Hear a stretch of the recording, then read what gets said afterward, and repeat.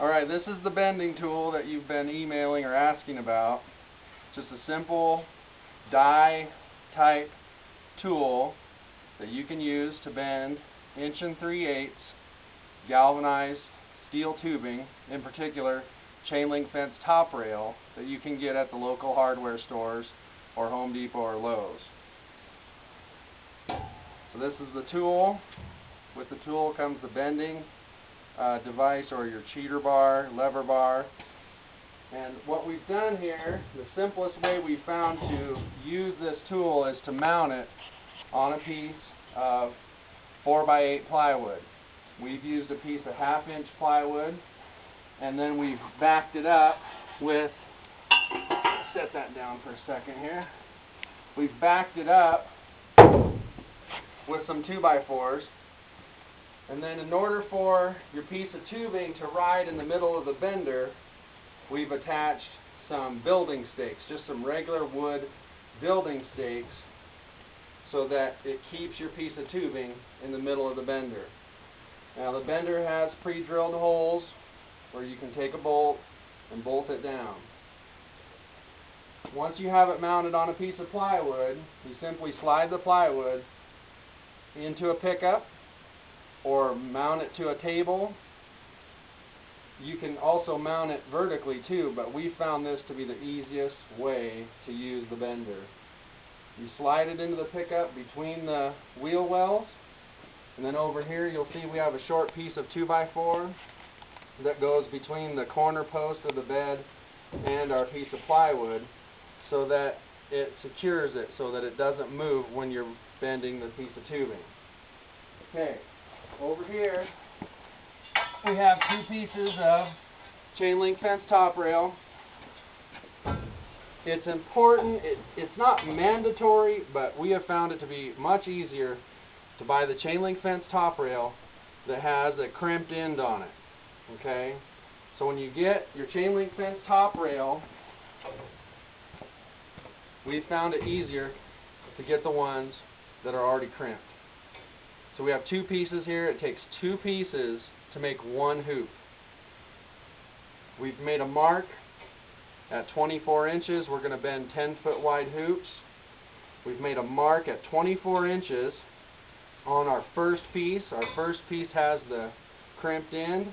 Our second piece, the crimped end is going to be opposite from the first one. You'll see how all this is going to come together in a moment. We've also made a mark on our second piece. So what we'll do now is we'll put our first piece of tubing into the bending device. It has a catch over here. You just slide it through the catch. We've got our mark. Slide it up so that your mark is even with the front of this catch. And then your first couple bends are generally pretty easy. You're going to use 16 or 17 gauge. Let's see, let's make sure we got that right. 16 or 17 gauge tubing bends pretty easy. So we've got it lined up.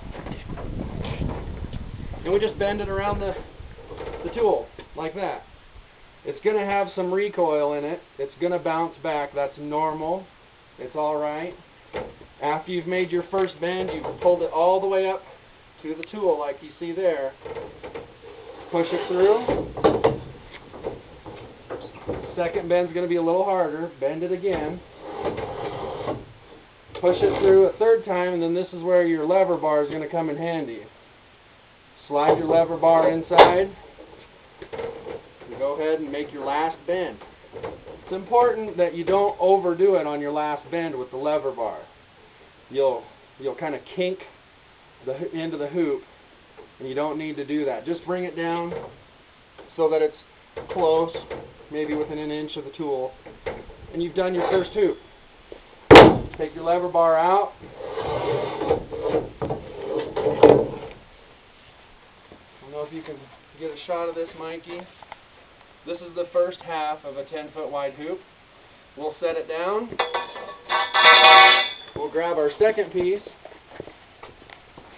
Again, our second piece, the crimped end is not going to go into the bender first. that's on the other end. Slide it in. Line it up with your catch.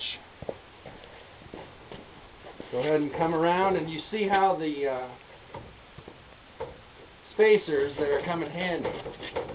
Bend it around the tool. Push it in again.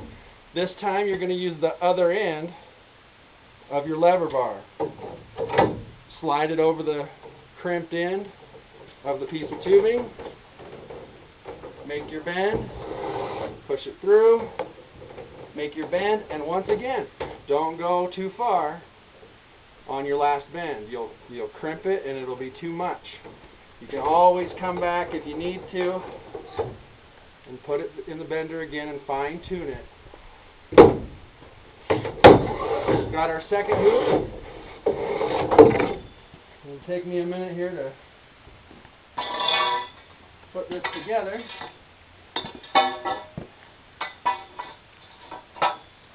Now, you can take a Tek screw or drill all the way through both of them and put a bolt in it either way, and stand the hoop up. So I don't have a Tek screw handy or a bolt or a hole drilled through, but this is our first 10-foot wide hoop.